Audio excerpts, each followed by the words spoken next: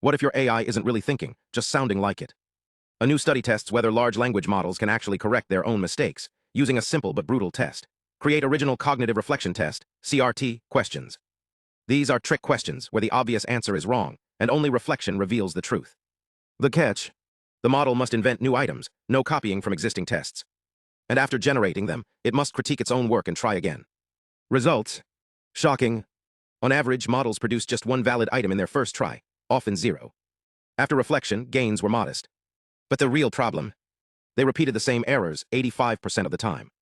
Even when the model says it caught a plagiarism mistake, like copying a well-known riddle, it just copies it again. The critique is fluent, but the correction is fake. This isn't just about creativity. It's about constraint fidelity, the ability to stick to rules even when no one's watching. Humans do this naturally, because our reasoning is goal-driven and self-monitoring. But LLMs? They're statistical pattern matchers. Their reflection is often just another guess. Even models marketed as reasoning engines showed no advantage. And the more open-ended the task, the worse they got. So what's the fix? External structure.